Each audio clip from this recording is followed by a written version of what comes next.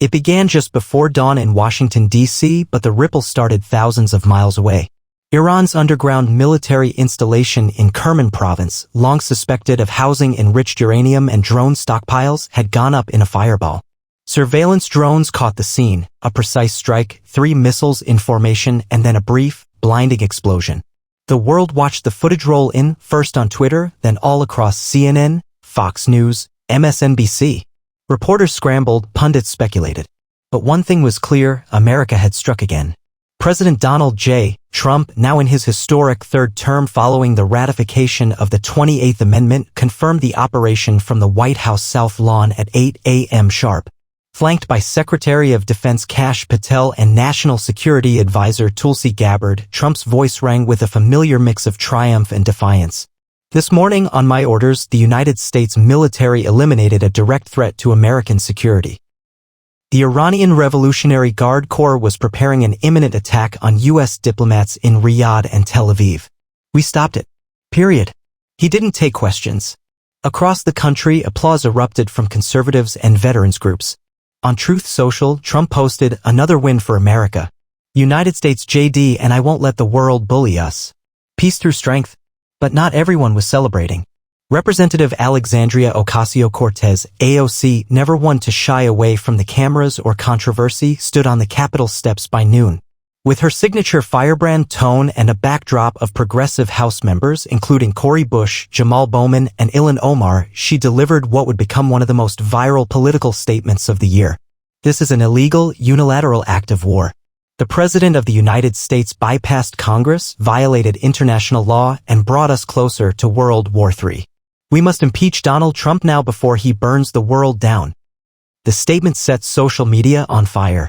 #ImpeachTrumpNow began trending within 30 minutes. MSNBC aired live commentary from Harvard constitutional scholars, while TikTok exploded with Gen Z creators quoting AOC's speech. Her base was energized.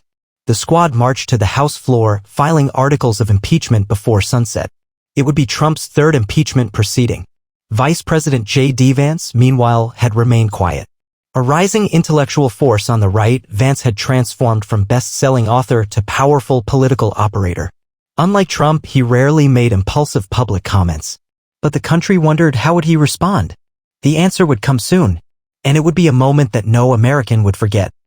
The Capitol was buzzing with tension the next morning. C-SPAN broadcast the Judiciary Committee hearings nonstop. Protesters flooded the National Mall, some waving peace signs, others waving Trump 2028 flags. The air in Washington, D.C. felt charged, volatile, as if the nation stood at a crossroads. Representative AOC was everywhere. MSNBC had her on prime time. "We are not going to sit idly by while one man, again and again, sidesteps the Constitution," she declared to Rachel Maddow. This strike violated the War Powers Resolution. "We must send a message that this country is not a monarchy. Trump must be held accountable." Behind closed doors, Democrats and a few moderate Republicans were discussing impeachment logistics. Even Speaker Hakeem Jeffries was reportedly weighing whether to support the effort fully. The shadow of a third impeachment hung over Donald Trump's third term. But amidst the noise, JD Vance remained a mystery. Where was he? Vance's office had released a single, carefully worded statement. "The vice president is fully briefed on the security circumstances surrounding the strike in Iran. He will address the American people at the appropriate time." The media took that as a cue for chaos. CNN ran headlines, "Vance's silence cracks in Trump's White House?" The New York Times questioned if the vice president was having second thoughts about his loyalty to Trump. But insiders knew better. JD Vance wasn't hiding. He was preparing. Inside the Naval Observatory, Vance spent hours with advisors, legal scholars, military consultants, intelligence briefers. He had read every line of the War Powers Resolution, studied precedents going back to Reagan and the 1986 Libya strike, and even sought input from respected Democratic constitutionalists. This wasn't about politics. This was about the country. By Thursday evening, the White House announced an official address from the Vice President of the United States. The networks cleared their schedules. The announcement alone broke news cycles. For 48 hours, America speculated, what would JD Vance say? Would he break with Trump? Would he support impeachment? Would he resign? The stage was set. At precisely 8:30 p.m., the lights dimmed in the East Room of the White House. JD Vance stepped up to the podium looking composed in a dark navy suit, the seal of the vice president gleaming behind him. The silence was heavy. Then he spoke. My fellow Americans, I come before you tonight not as a politician but as a citizen, a Marine, a father, and yes, your vice president. Let me be clear, President Trump's actions this week were not only legal but morally necessary. The intelligence was overwhelming. The IRGC was coordinating a plot to assassinate our ambassadors. I saw the photos. I saw the satellite intercepts. I saw the death lists. He paused, his voice steady. And to those who say this was an overreach, I offer one question. If the President of the United States cannot act to save American lives, then who can? The room was dead silent. This nation was not founded on indecision. It was founded on action. And those calling for impeachment in response to decisive leadership are not preserving democracy, they are weakening it. He leaned slightly forward, looking directly into the camera. To Representative Ocasio-Cortez and those standing with her, I have read your resolution. I have read your tweets. I have heard your outrage. But let me give you one sentence that ends this whole conversation. Saving American lives is not an impeachable offense. The sentence landed like a thunderclap. Cable news anchors paused in stunned silence. In living rooms across America, people nodded, whispered, cheered, or fumed. But no one ignored it. It was the sentence that would echo for years to come. The vice president's speech triggered an earthquake across the American political landscape. Within minutes, social media erupted. Clips of JD Vance's now famous line, "Saving American lives is not an impeachable offense," were reshared millions of times.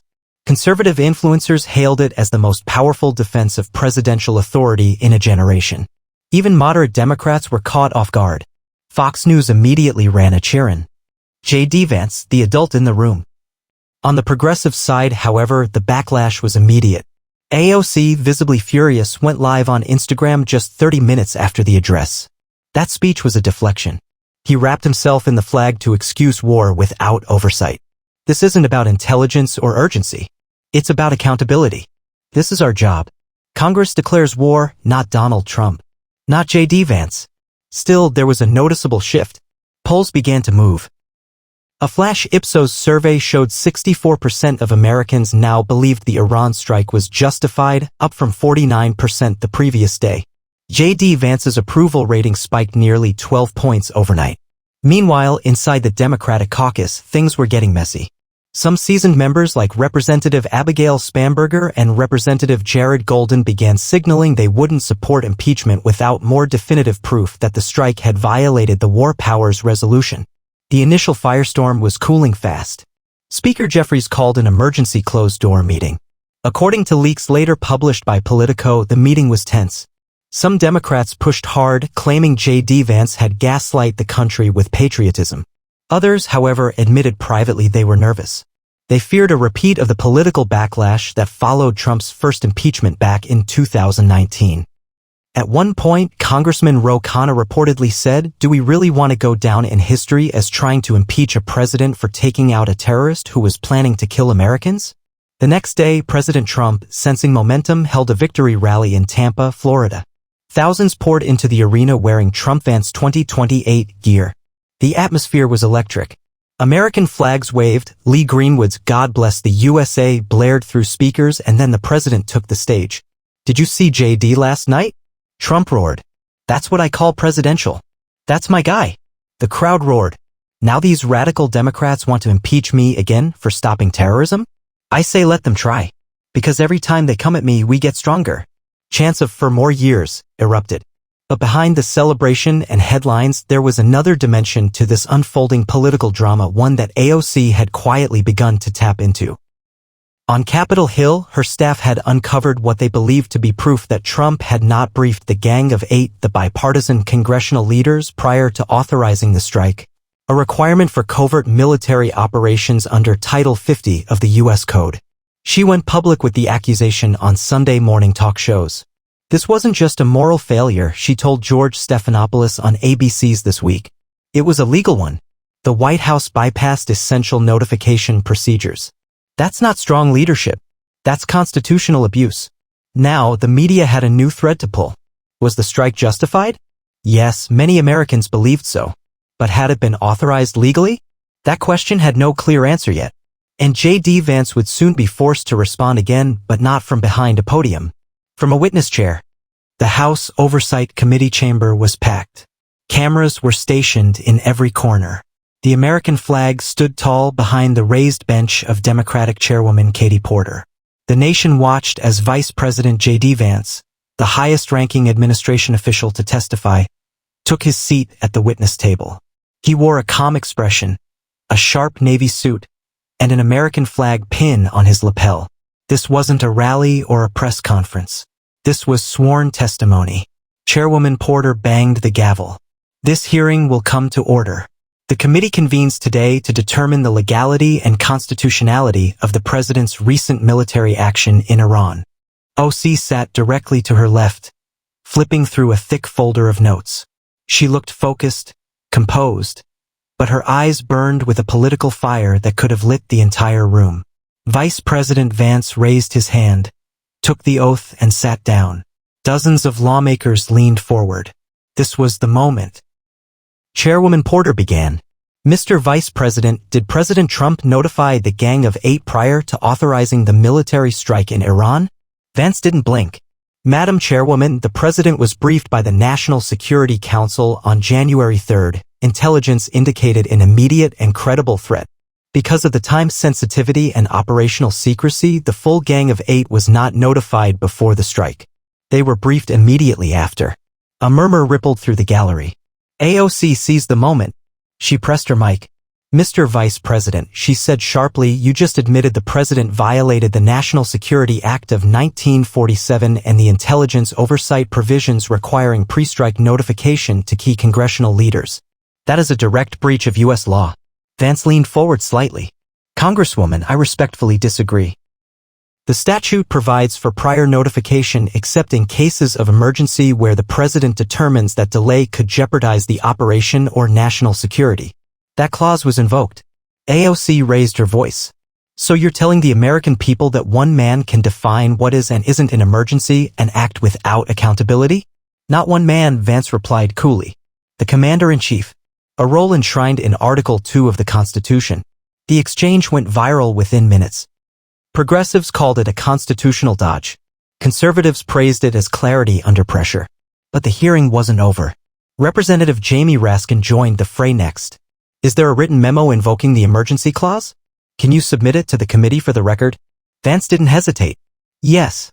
The memo was drafted by the White House counsel's office and is available under classified protocols. I'll ensure the committee receives it. That response disarmed the room.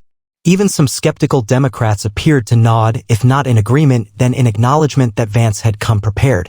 As the hours ticked by, more representatives took their turns. Some grilled, some grandstand, some tried to trap him. But Vance, methodical and unshaken, turned each question into a pivot point. His final statement to the committee summed it up. The Constitution grants Congress the power to declare war. But it also makes the President the Commander-in-Chief. In fast-moving situations, a few hours can cost lives. President Trump acted decisively. I stand by that decision. And so does history. By the time the hearing adjourned, the air had shifted. Pundits on CNN and MSNBC reluctantly admitted Vance had held his own. On Fox News, Tucker Carlson declared this wasn't a hearing, it was a clinic. JD Vance just outclassed every Democrat in the room. Even the Washington Post editorial board ran the headline. The vice president who spoke like a president. But AOC wasn't giving up. That night, she appeared on The Late Show with Stephen Colbert.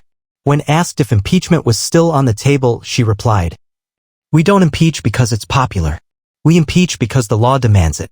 And no single sentence from JD Vance is going to erase the constitutional violations committed by this administration. The next day, the House Judiciary Committee met to vote on whether to advance the impeachment articles. It came down to a single moderate Democrat swing vote. The motion failed. 21-20. Impeachment was off the table. The headlines the next morning said it all. One sentence stopped it all.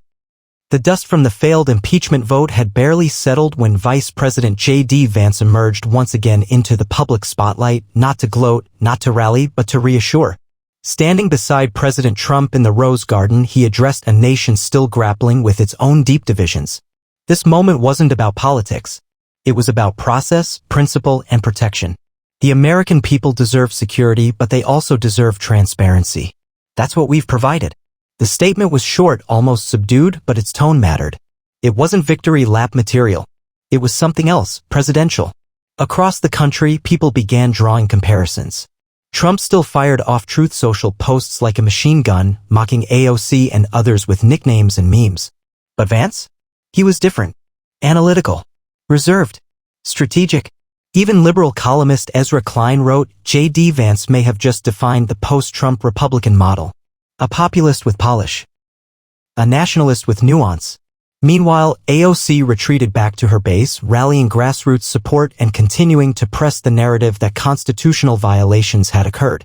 She may have lost the impeachment vote, but she won with her audience. Donations to her re-election campaign skyrocketed. Progressive PACs used her speeches as fundraising gold. But the national tide had turned. Polls now showed 68% of Americans believed the Iran strike had been both legal and necessary.